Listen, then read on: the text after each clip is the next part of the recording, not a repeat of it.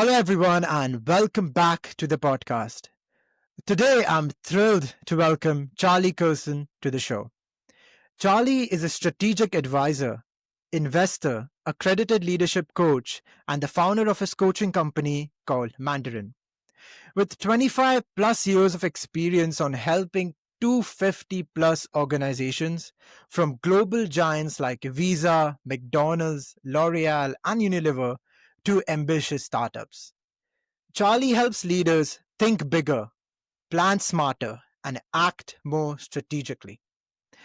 Today, we'll be deep diving into his new book called Be More Strategic: 12 Essential Practices to Build the Life and Career You Want. This book is packed with practical insights to help you sharpen your strategic thinking and make better decisions at work and in your day to day life. So, Charlie, welcome to the show. And I'm really honored to have you on the show as well. Oh, it's wonderful to be here. Incredibly generous introduction as well. You set the bar high. Of course, that's what we do.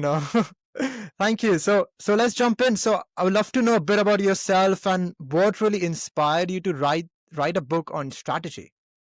Yeah, absolutely. So you said this in the kind introduction. So I've had 25 years of working in the strategy space. I was a consultant for many years. I was, for those old enough, I was Big Five, what was then become Big Four. So that kind of world of strategy co-creation, developing strategy with people. So I guess I went from the more classic consulting background into a world of more developing strategy with clients rather than it taking months and months and maybe way too many PowerPoint slides. It went a lot more down to facilitation and short 6-12 week processes involving far more people than just a leadership team.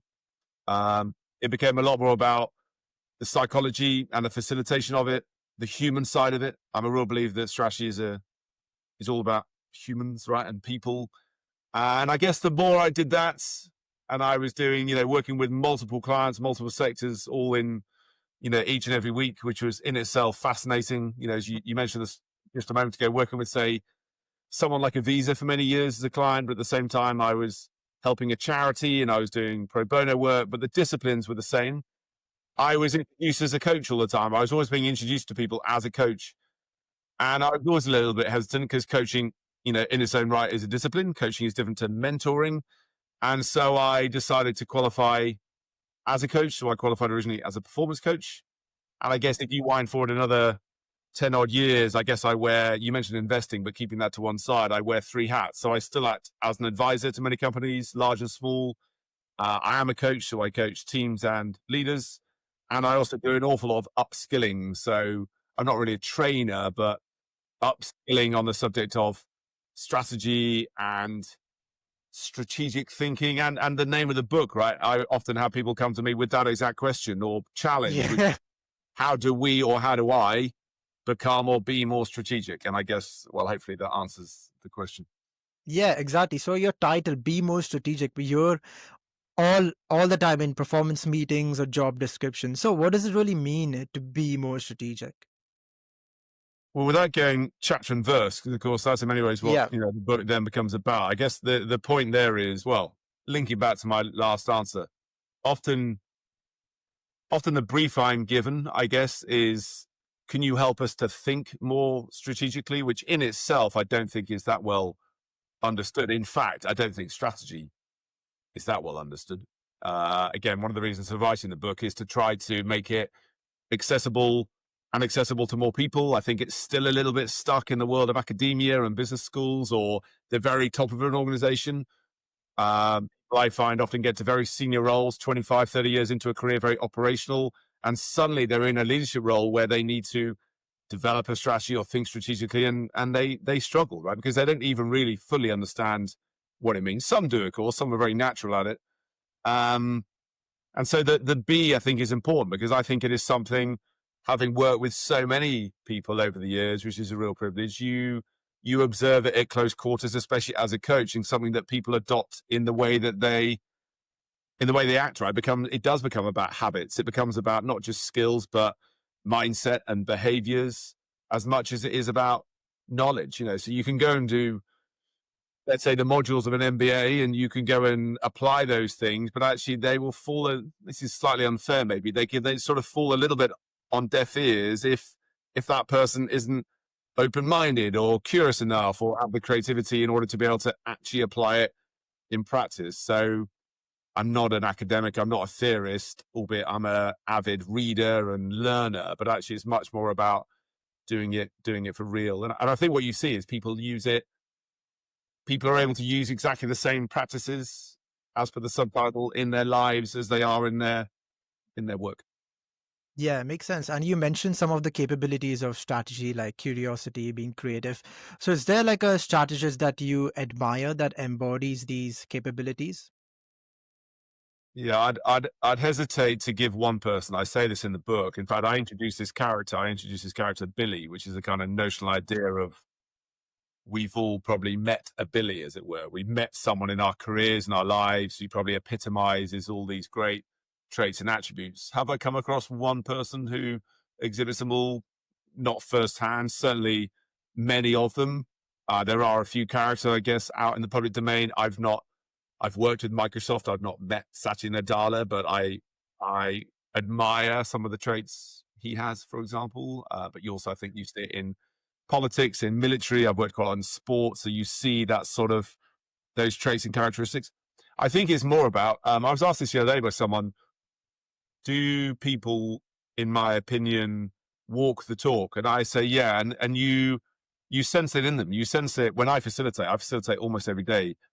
You sense it in the way someone holds themselves, in their self-awareness, in their ability to listen and connect and collaborate and to say no and to be humble enough to change their mind. It tends to be those sort of traits in like a day-to-day moment that you tend to observe those sort of people, if that makes sense. Yeah, definitely. And we will be talking about some of the capabilities that you mentioned in the book. And out of for this research for this podcast, I just went online and just typed like what's the most frequently asked questions on strategy. And the most that were confusion about a plan, a strategy, and a goal. So my question to you is, what's the difference between a plan and a strategy? And why do organizations so often fall into the trap of planning instead of strategizing? Once and for all, let's just get this sorted. Yeah, well, if you've been doing your homework, you've probably seen similar answers. I would say, well, I'd answer your second question first in many ways. Why do people do that? I think because it's more comforting, it's more reassuring, it reduces anxiety.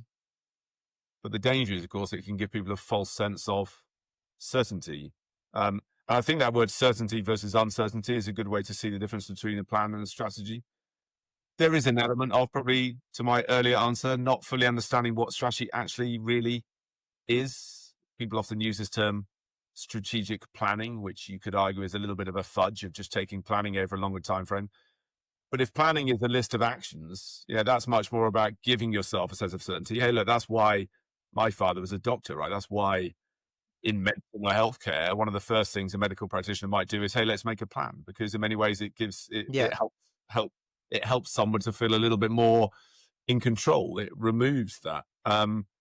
Whereas strategy is about choices. It's about interrelated, interconnected, intentional choices about what you will and won't do, about where you will play, how you will win, where will you place your bets, where will you put your time, your energy, and your resources. And that's why they overlap with leadership. That's why it's difficult to do, right? And that's why it requires a great deal of self-awareness, because it requires bravery, it requires courage, it requires decisiveness in order to be able to do it well and do it properly.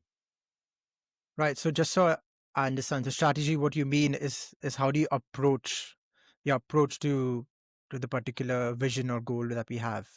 And then plan is like how you execute it, is like you said, the action steps. Yeah, exactly. If you just take this planning as just a list of actions, Yeah. that doesn't mean that you actually have any kind of strategy at all. If you go back a few steps, because I think the order in which you do these things is important, You're working with a team. You mentioned like vision. Let's say we're just trying to get from A to B. It might be clear, may not. Okay. Some sort of sense of goal, or to your word earlier, or aspiration or vision or whatever you want to call it. Have we, or have I, as a team or as an individual, actually spent time considering all of our options, putting all of our choices on the table? It's this word how in many ways, before we've just dived into starting to map out the things we think we should do in the right order because it makes us feel busy and that we're making progress. But of course, and many organizations have done this, the danger is you end up following rather blindly, often based on history and past successes.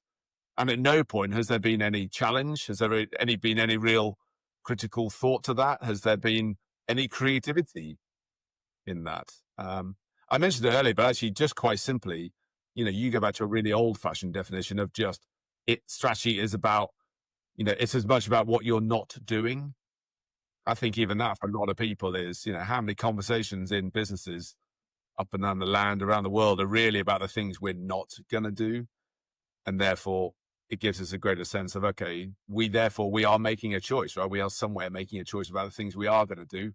And that is where we're going to put our time, our resource, our energy, and then we'll plan accordingly.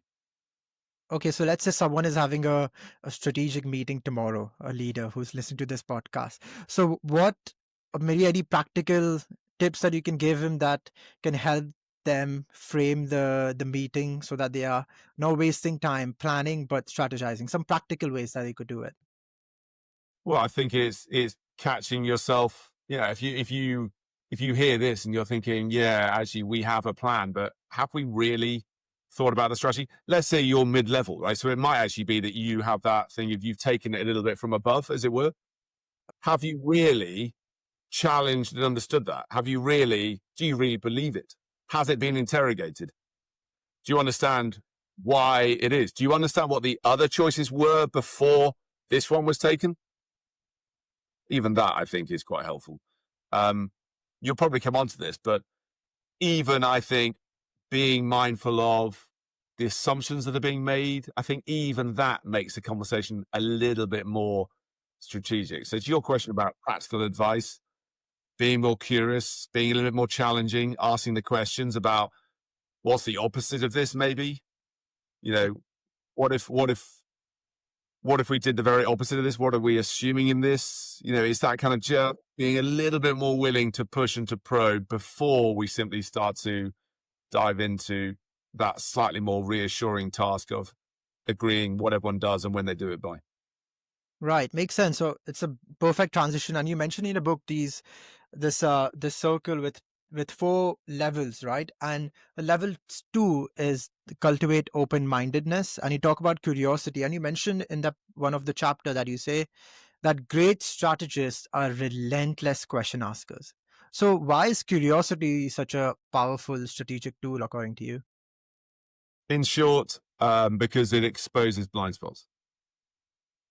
Right. So again, in that context of the previous conversation, you are aware of your own limitations. You're aware that you only hold one perspective, and you are interested in hearing others. I think in a sort of, again, a practical sense, you mentioned a sort of strategic meeting, let's say. Yeah. You think of a situation where, and obviously this is where psychological safety plays a role, the ability for leaders emerging or existing to really listen to other people's points of view, getting other points of view into the conversation. So let's say you run a department, let's say you've got a departmental meeting tomorrow. How much have you how much time and effort have you put into seeking an alternative perspective on your challenge, let's say, or on your primary issue, or on your goal? Or even within the team, are you really hearing all the voices? Are you really hearing everybody's perspective? As a facilitator, that's one of the most important things I try to do in any team. Hierarchy, let's say, it obviously varies culturally around the world. But are you really being as open-minded as you can? Are you really pushing and probing and lifting up every rock and And then you get into creativity, of course. You get back into, well, actually, have we really teased it around, or are we rather just blindly carrying on? That takes you back to assumptions, actually. I mentioned assumptions a moment ago. So this idea of blind spots, I think, this idea of it's unseen. It could be now, it could be just around the corner. And of course, it might be something that is a potential risk or threat to you or possibly to someone else, but also a potential opportunity, right? Potential opportunities that just get completely missed because we are not being curious and open-minded enough. Okay, makes sense. And do you advise like leaders before they go into the strategic meeting, should they be in a particular state of mind, which is like they are calm, they're open-minded? Because if they are going after one meeting after another, so how can they be in that state of mind, let's say, so that they can sit back and listen and focus according to Yeah, you? it's a great question. You've read the book, right? So you'll be aware of this quite early on in the book. In fact, my sister, I'm one of 5 children. My older sister said to me the other day that she's been loving reading all the kind of neuroscience and psychology at the beginning of the book. So you're right, yeah. So in short, again, if this is kind of new, this is new to people. Let's say at a basic level, we need to be in our upstairs brains. Okay, we need to be in our upstairs brains. This is just basic neuroscience. Let's just keep it in shorthand. And in many corporate settings, let's say, because of culture, because of dynamics, because of hierarchy, because of fear of saying no, because we're approaching our performance reviews, we want to look good and we want our bonuses, right? All those reasons mean that we're not as upstairs as we could be. So the amygdala is just getting a little bit twitchy. We're a little bit downstairs. It could also be because we're low on energy. I'm a real believer in energy management and performance. We're bouncing, as you say, from meeting to meeting to meeting. Our brains are full. We're not functioning properly, straight away, right? And therefore, what might you do? Well, you need to just adjust a bit. It's kind of sounds obvious, but shortening meetings, allowing a little bit of space, a bit of breathing room, ensure you're hydrated, take a moment. If you need to read something, try to read it ahead of time. I mean, it's not hard to do, as it were, but I appreciate it's easy to say, oh, it's all very well, Charlie, but, but I'm old enough and I've been around enough organizations over the years to know that it's a very easy step to take. It's interesting. I'm preparing for something tomorrow. I'm running a big set piece event in London tomorrow. And I had the usual debate then of, we can't really send pre-work, Charlie. Everyone's a little bit too busy, right? And so the negotiation, which I've seen over 1,000 times, is okay. So I accept that everyone's a little bit too busy, but you're also paying a lot of money for 20 plus people to take the day off to be in this room. Is it not worth having them come into the room just a little bit engaged, a little bit warmed up, a little bit curious and ready to share, or et cetera, et cetera? I see you nodding. So actually in that situation, it's often a case of, look, we'll respect your time, but actually just come in the right headspace. You've been given something maybe as a provocation, a couple of questions, just to, even if for the people tomorrow, as I said to them, even if you do nothing with it, except sit on the tube on the way in and you're just thinking about it a little bit, but you're thinking about it with intention. You're thinking about it maybe quietly and calmly over a coffee as you come in, but you're just in that kind of headspace where you're allowing maybe more of your full brain, as it like, to actually process this and begin the process of thinking about it, rather than, as you suggest, we dive in, we are reactive. There's a powerful idea in leadership about what you call reactive versus creative mindset, or it's called many things in different places. Conscious, unconscious, or conscious leadership. And they reckon actually a lot of the sort of studies done on this suggest, of a poll done I think last year of about 250,000 leaders, 80% of them operate from the majority of their time from a reactive headspace, which is therefore from a place of leaping from decision to decision. You're not fully open-minded. You're not really considering all the options. Your emotions are driving a lot of your decisions. You're not listening properly. You're missing things. You get the idea. Yeah, it makes sense. And I think 2 points jumps from your book. I think one is you mentioned box breathing as well, like breathing in for 4, then and Yeah. hold, then breathing out. Maybe before the meeting, hardly takes like 1-2 minutes to do. I think that could help as well. And in terms of preparedness, I think you mentioned the story. You were giving a workshop where then they invited you for dinner.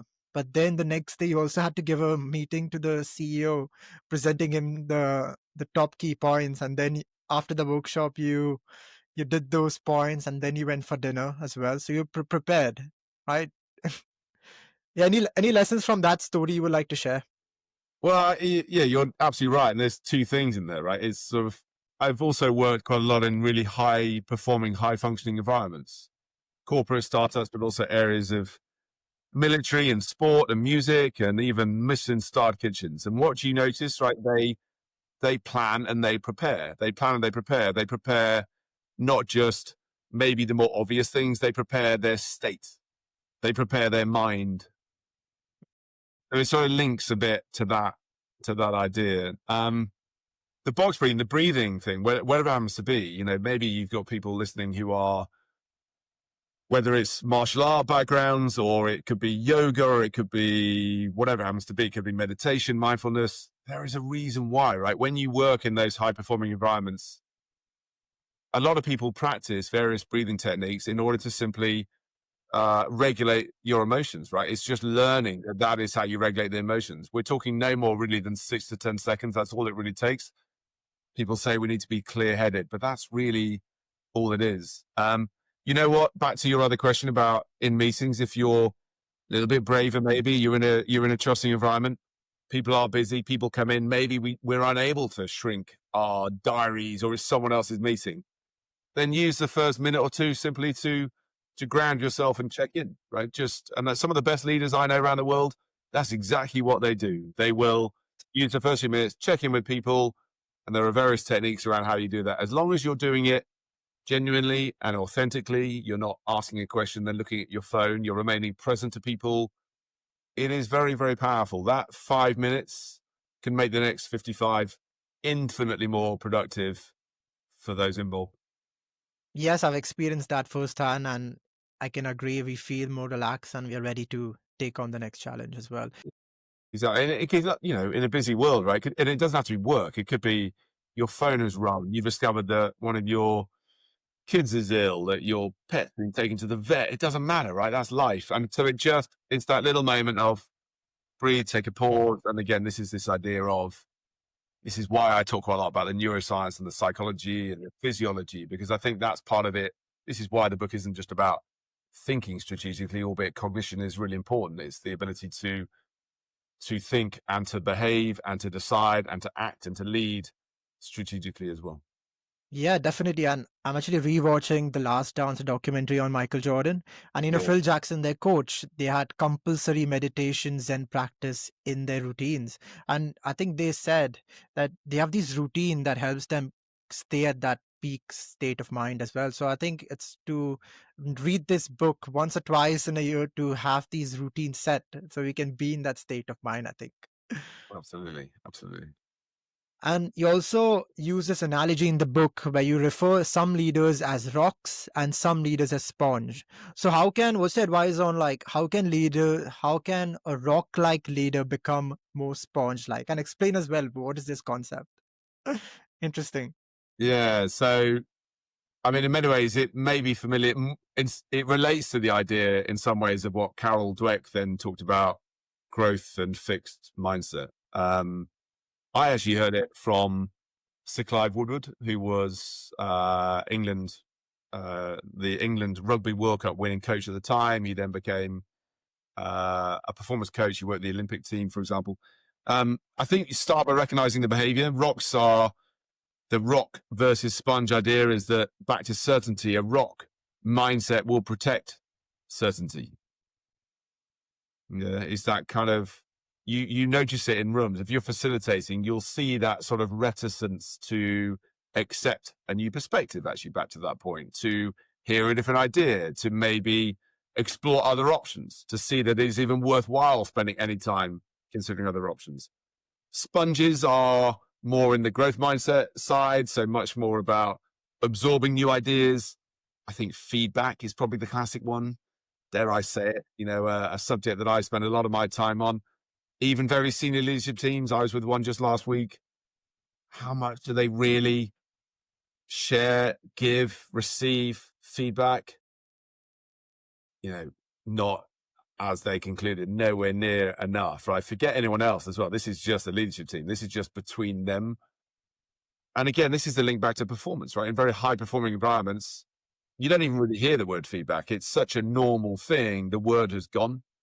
So I think it's a micro habit thing. I think it's a sort of, if that resonates with the listener, thinking, yeah, I'm probably a little bit, I can be like that, or those in my team, you're trying to invite ways to open people up a bit, so sort of, let's invite other options. Let's maybe run certain different types of conversation, different types of exercises to like make the most of it and to kind of challenge us and to give us different views and opinions. Because ultimately, being sponge-like is far from being a weakness, right? It's advantageous. The linking it back to the original story in the book, and actually a bit of background to that, knowing that this is going back 20 odd years, but the context of the Clive Woodward comment was that he chose a squad of 30, I think. And at the time, he famously left out a couple of pretty famous individuals. And the story goes that as time went on, he made choices not based on the 30 who were, the highest performing, the most successful. He was choosing 30 who he felt were coachable. He was choosing 30 who were going to be open-minded, versatile, agile, able to adapt, able to listen. And as a coach myself of 10 plus years, you definitely see that in people you meet. One of the early signs you tend to find with someone is you're sort of getting a little bit of a read on someone of, are they coachable? Are they in a position of they are open to this? Or maybe for whatever reason, the timing isn't right. And so I think it relates to that. And what are the early signs, for example, that you see someone is coachable or not? Yeah, you know what? I'm pausing on the answer to that. I probably do it rather instinctively. Very early chemistry, comments, conversations, body language. You can sometimes tell. I have to be mindful myself of allowing it to run, because sometimes it's nervousness and it's why we hear and it's a little bit of defensiveness maybe.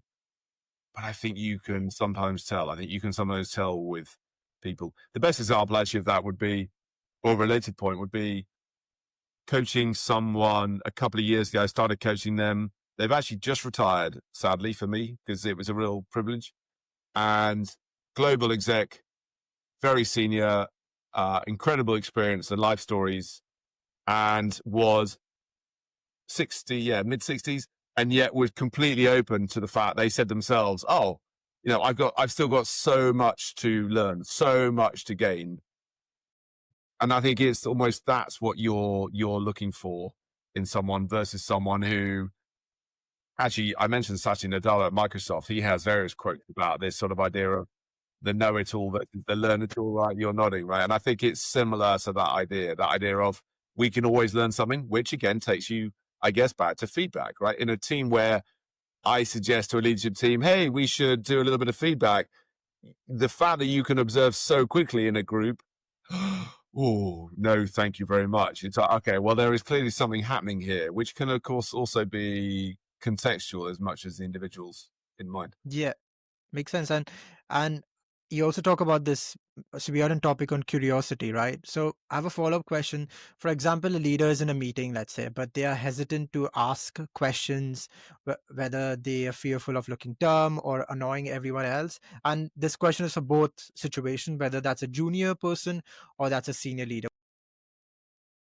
Well, I don't think it's advice, really. I think it'd be jumping to conclusions to advise. I think I'd be curious as to the why, right? If I've understood your question, it's more about, so how did you phrase it? Fear of looking silly, for example, looking stupid, right? This is a self-awareness, right? So level one of the 4 levels in the framework is self-awareness, self-awareness, self-awareness.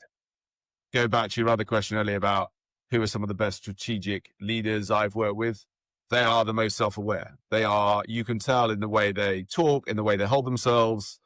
They really understand themselves. They understand their, at a sort of a more surface level, they understand a little bit more about their behaviors, they understand their strengths and their weaknesses. You just dig a bit deeper, they understand their values, they have done some work probably to understand their beliefs. And if not, then some of the coaching work often is about understanding, helping someone to understand their beliefs.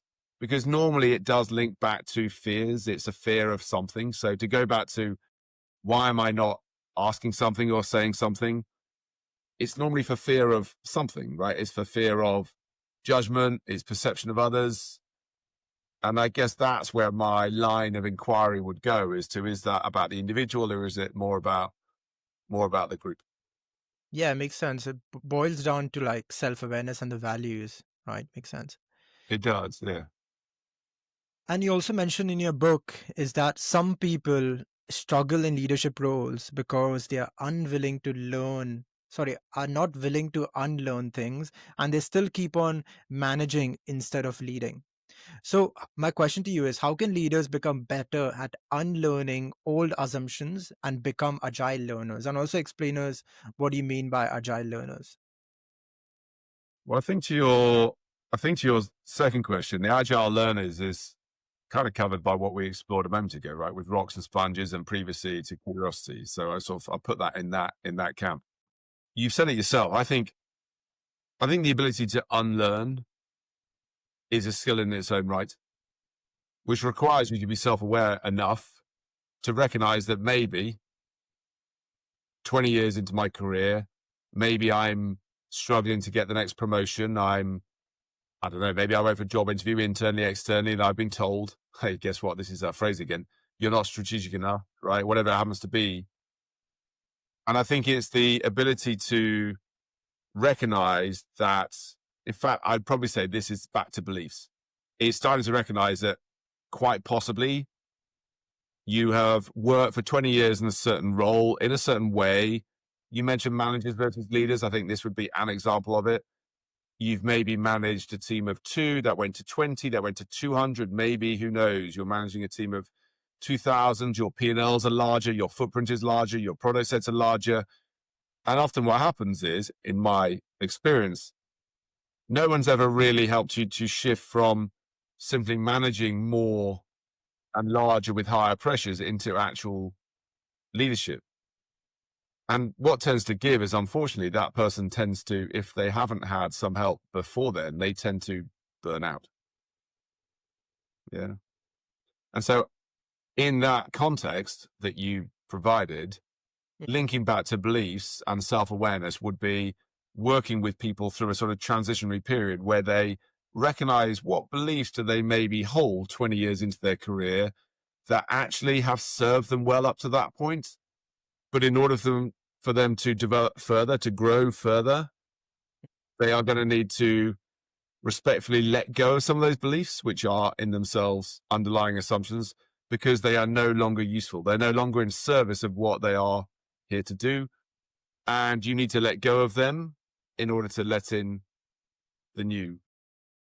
There's a very powerful idea. I was shown this by someone who coached me for a while, who made a big difference on my life, which is this idea of the beliefs we hold. Okay. And it changes as we get older, we mature, we change anyway, right? As we go through what's known as adult stages of development. And so a belief for a few years can be incredibly useful to us. Actually, that belief that, I don't know, commitment matters, or something like that is sort of, that's something we hold. We may not have done the work to see that. We kind of probably hold that in our narrative, the way we make decisions, the way we make our own judgments about people. But we go through life, we go through work, we work on, we go a few years further on. And suddenly that same belief that's been very useful to us just starts to become a bit of a hindrance. It becomes a bit of a ball and chain on our ankle. And it's that moment of recognition that actually that thing, perfectionism is quite a good one.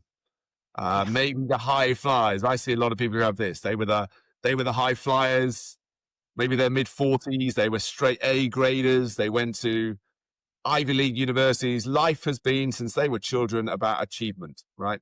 And I'm jumping here, but you'll get the picture. You're with them many years later, and suddenly they have this wonderful moment of recognizing that maybe this belief around the value of achievement isn't really their belief at all. It's their parents' belief. And actually, it's not going to be helpful to them as a leader looking forward. And so it's that process of recognizing that, kindly letting it go. And by letting it go, you're then able to let in new beliefs and develop accordingly. Makes sense. And again, boils down to self-awareness, like you said. Yes. And it's perfect transition because what I see is like some managers who still keep on being stuck on their old assumptions is probably they're hesitant to change, right? They, like you said, they are more into perfectionism. So my question to you is more on your level 3 now, is developing strategic capabilities. Why why are like strong strategists so comfortable with uncertainty? And what do they do differently some compared to everyone else? Why they are so comfortable with uncertainty, strong strategists? Yeah, it's a fascinating subject, how comfortable someone is with the uncertain. I think I would say, in short, because we explore this in quite a lot of detail in the book, as you know, um, a good strategist, a strong strategist, to use your term, differentiates uncertainty from risk. Yeah.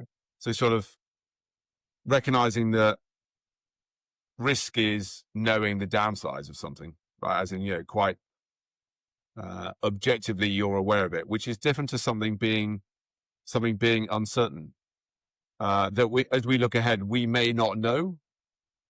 We may not know how something turns out, but back to the definition of strategy versus planning, we don't have all the answers. We can't wait forever. We need to be brave enough to make a call, aware that we need to keep an eye on the assumptions around us. We need to surface those assumptions. We need to track those assumptions around the context within which we made a decision right now. And over the next few weeks, we will just keep our eyes open on how have those assumptions possibly changed, rather than, back to that word perfectionism, we're sort of in a world where we're seeking certainty. We're seeking, I think the word control actually probably is what I'd use here. Um, I think that's probably the most common thing. In fact, it probably links back to what you said before about managing versus leading. I don't know the science of this. This is based on just working with thousands of people. Is many, we have fun with this in workshops I run, of recognizing that people, I don't know, let's just take a different context of work. You're organizing a social activity and you ask a load of people, right, who here in a social group always organizes? And you normally get, in a group of 20 odd, you'll get a load of people put their hand up and normally smiling. And you'll say, well, why do you do that? Why do you tend to be the organizer? And, you can probably guess, right? You normally get people immediately starting to smile and go, oh, it's because if I don't do it, either it won't happen, or if I don't do it, it won't be very good. And if you think about it, again, allowing for people's individual circumstances, that's the same idea, isn't it? It's sort of, you're controlling. It's this idea of needing to know everything, needing to have your hands on everything. It's why delegation is still such a rare skill. A lot of people are supposed to be in leadership roles, but unfortunately, you work with them at close quarters, or you work with them and their teams often, as I do. And even though they say they do this, they don't really. Yeah, they give off a slight impression of, oh yeah, no, we're trusting, I provide. And then again, it may sound harsh, but the observation at close quarters is you realize in the team, what actually happens is the team are slightly fearful of making their own ideas, or maybe the boss is one of those bosses who has a bit of a tendency to create an environment where, give me all your ideas. But then what happens is a day later, they jump in and they course correct, they do it themselves. And so what happens over time, of course, is those people don't develop and you get the same patterns playing out. Does that make sense? Yeah, definitely. So clearly explained. And I've actually two follow-up questions on that. So the number one is going back to the point on leaders being managers and not leading. So do you think like they they are stuck in the managing side because they are unwilling to evolve with time change, because companies are changing, everything is changing around us, but they are not willing to change, while strategists are keep evolving with learning new skills, developing themselves? Do you think that might be the reason why they get stuck there, even if like companies have corporate trainings and everything, why they are so not not willing to learn and improve? Yeah, I think I would go back to keep it simple in the sort of more, because the terminology of a manager versus a leader, I'm very aware of this myself. I personally believe they're quite different skills, right? But actually, I'm aware there are some people who argue they're the same thing. I would put it more in the context of back to reactive and creative leadership, conscious and unconscious leadership. This idea of, for many people, they're in this kind of more reactive state, which means that they're managing more based on their emotions, which again comes back to fear. Whereas a more conscious leader, a more creative leader is more able to, again, self-awareness comes back to what the self-awareness practices are. We talk about managing emotions. They're more aware of where they are part of the system, where they're able to understand their emotions better. They're better able to involve other people, and therefore they see uncertainty as fuel for creativity and innovation and opportunity, not as, they're not making their decisions ultimately based on fear and beliefs. But of course, it's fear and beliefs that aren't necessarily known to them, if that makes sense, which is again where coaching comes in. Right, makes sense. And then my second question was more about micromanagers. So, what would be your advice for them? How they can take the first step and become self-aware and start becoming leaders, take the first step towards leadership? Well, yeah, and to be fair on them, there's probably three elements to that, right? So I won't go them one by one, but I think what can people do? I think, well, hopefully, even in a lot of what we've already spoken about, there might be things that resonate. I would focus on the self-awareness thing. I would focus on what you notice, whether it's the practice of journaling, noticing. I think the ability to articulate and understand your own feelings and emotions, I think, is fundamental. Like, really understand your values and your beliefs. So maybe take one of those two lenses. Both would be wonderful.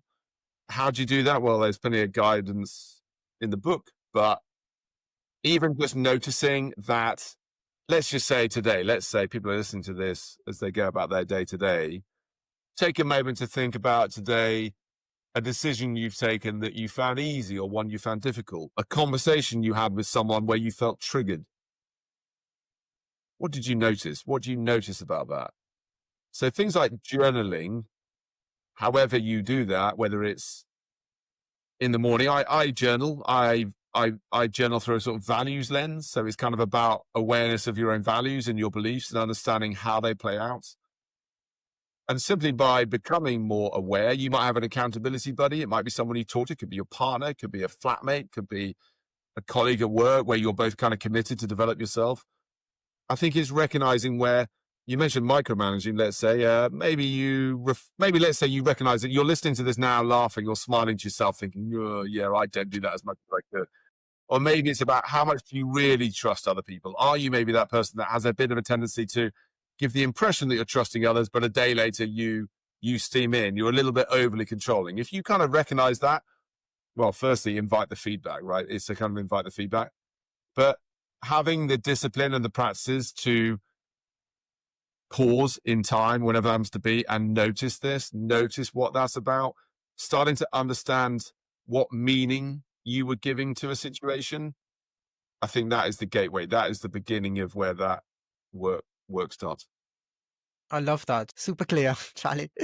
And I'm just going a bit off topic, but I would love to know, like, how do you journal? Like, how do you find like your values, etc.? What's your procedure of journaling, if you don't mind sharing? Well, there are two different things in there. And again, actually in the book itself, there's QR codes and they take you to my site. On the site, there's dozens of resources, right? So actually there's a whole set of exercises on all this if people wanted to go and do this. Let me answer your question. So the values piece, hey, look, these are publicly available. Go to someone like Brené Brown's website. You go to, I think on my own website, I think you can download a list of them. You could do it top of head. It's just the list is easy, right? It just makes it easier for you. So let's say you get a load of values out, you sort of look at the sheet, look at the list. What I would invite you to do, you don't have to have prompt, by the way, you can do this top of head. You can do this listing now. You think, okay, don't overthink it too much. It's like right now, as you sit here right now, or later today when you got a pen and paper for you, and I invite, do pen and paper, right? Pen and paper is really useful, really important actually, this process. Take a moment to think, right, what right now is really important to me? How would I describe that? Relationships, trust, family, empowerment, creativity, respect, recognition, whatever, right? And you've got hundreds of them. Make up your own words if you want to. And really then the process, I won't go into kind of every step, but it's kind of then inviting you to kind of think, okay, and of those, of that kind of long list, what's my short list? And why? Why are they? What do they mean to me? And then some of the questions around that are questions around, they're kind of inviting you to consider that from different perspectives. How did they inform a decision you took today? How have they helped to guide you? That's the sort of spirit of them. And then it's a practice in its own right. Again, hence the subtitle, right? It's kind of actually, you start getting good at that. You start to be able to elicit your beliefs associated to those values, right? Again, that same idea of a belief that might be both helpful, but also another belief that may be a hindrance. What's serving you right now? Again, the practice is you start to journal through that kind of lens and those sort of questions. Once a day, twice a day, you have it. Actually, get back to meetings and check-ins. I know very senior leaders who will invite their team to talk about what value is resonating with them today, or what is the value they want to live most fully in this meeting today. And that's, that might sound a little bit woo, right? But actually that's pretty powerful, especially for those who are making big calls, high pressure calls, because back to my opening point, right? We are still all human. And people have good days and bad days, right? And our values and what matters to us fluctuates day to day. So it's about that consistency and that awareness. And that's the idea if we want to embed it in our practices. Really super, super clear. I'm going to try it as well for sure, because I don't journal, but I need to inculcate this habit for sure. So coming back to the topic of managing uncertainty. So you mentioned this in your book, you refer to as something called sense making. So how can leaders avoid getting stuck in perfectionism and instead take meaningful action during uncertain times? Yeah, and again, there's probably a few different ideas in there, so I'll keep my answer short. Sense making really is just about spotting patterns, right? That's really what that's about.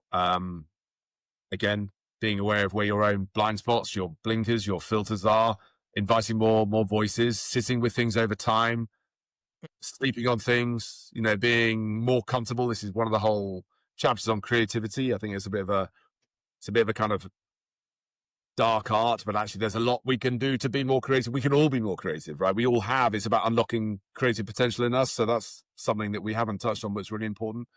So I think the perfectionism thing, again, perfectionism is a type of decision-making style. And perfectionism, look, I'll give you the headline. If anyone's listening to this who recognizes, I have a tendency to be a perfectionist. Perfection doesn't exist, right? It's impossible. So just remember that. So if you're there, now that's a little bit different to, I would say, another decision-making style or type, especially when the chips are high, right? When the stakes are high, which is an analyzer, someone who needs to make a decision, but they are procrastinating, delaying because they need to seek more information. But what happens if you seek more information? It's going to take more time and cost and resource. And meanwhile, the opportunity is possibly fading. The circumstances moved on. Your competition have made a call. And then what happens? You wait a couple of weeks. Is your decision ultimately any better for it? Or would you be better to make a decision based on what you know, do a few experiments, take some action so that we can learn? And you can see how the framework starts to work, right? Because this all starts to very much interrelate. Makes sense. And you also share a story, I can't remember correctly now, about a map that a soldiers were lost somewhere and they found a map. What was that story, if you remember? I'm not going to attempt to. It's more of a parable, that story. Yeah, I think your readers are better to kind of read it verbatim than me attempt to make a hash of it by memory. It's in the nature of what I do read a lot. A lot of those sort of stories are the sort of thing where I've been running a workshop in one corner of the world or another, and someone has just maybe I've said something or shared something and someone has just offered these stories. Yeah. So in the book, they tend to be the sort of ones that just absolutely stuck with me. So no, thank you for remembering Yes. that.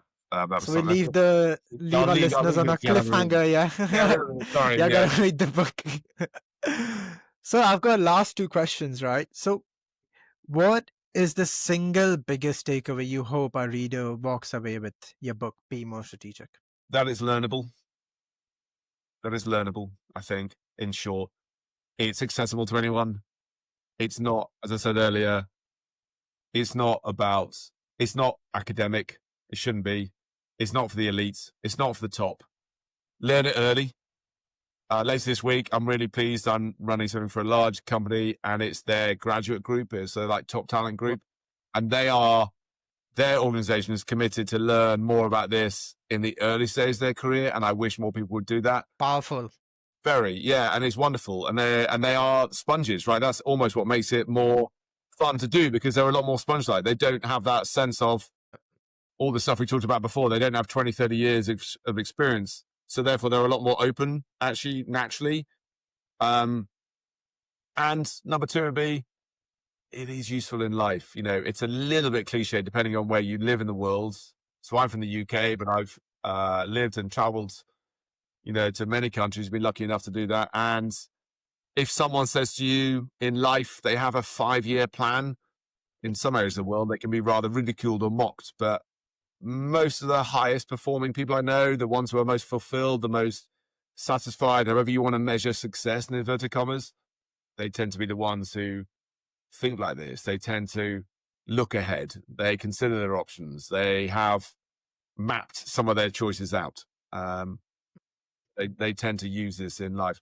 Or if not, then as a coach, within 10 minutes of coaching many people, you're no longer really talking about work at all. One of the most common things you get from someone coaching is they say to you, Charlie, would it be useful if I told you a little bit about my life, about my relationships, about my childhood? Which normally suggests, there is a reason why they're offering that information. Makes sense. Thank you so much, Charlie. It's been a pleasure having you on this podcast. But one final question actually comes to mind. That's okay.